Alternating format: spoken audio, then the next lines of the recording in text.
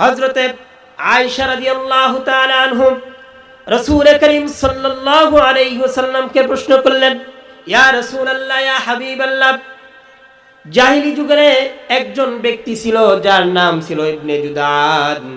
ওই ব্যক্তিটা অত্যন্ত ভালো মানুষ ছিল, মানুষকে দান করত, মানুষের সাথে ভালো ব্যবহার করত, মানুষের ভালো মন্দ খবর নিত, এমন একজন ভালো মানুষ।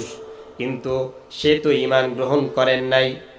রাসূলকে বললেন, ইয়া রাসূলুল্লাহ, ইয়া হাবিবাল্লাহ, এই ব্যক্তিটা কি এই ঈমান না আনার কারণে, ভালো কাজ করার কারণে সে কি এর সওয়াব পাবে? রাসূল করিম সাল্লাল্লাহু আলাইহি ওয়াসাল্লাম বললেন, না না না, সে ঈমান না আনার কারণে এর বদৌলতে যত ভালো কাজই করুক না কেন, সে এর বদৌলতে কোনো সওয়াব পাবে না। ভাইরা আমার, বন্ধুরা আমার, ঈমান এমন একটা দামি জিনিস। ঈমান হলো একের মতো, কয়ের মতো? একের মতো।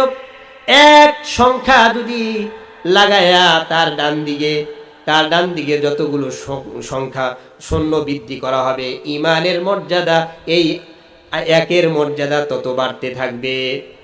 যদি এক বাদ দিয়ে যত শূন্যই আমি বৃদ্ধি করি না কেন, শূন্য দিতে দিতে যদি আমরা অনেক দূর পর্যন্ত শূন্য বৃদ্ধি করি, তাহলে এই শূন্যর কোনো দাম থাকে না।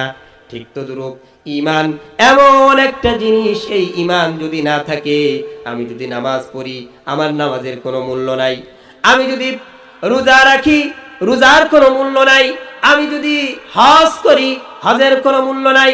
আমি যদি যত ভালো ইবাদতই করি না কেন, শুধুমাত্র ঈমান না থাকার কারণে আমার যত ভালো আমলই হোক না কেন, এই আমলের কোনো মূল্য নাই।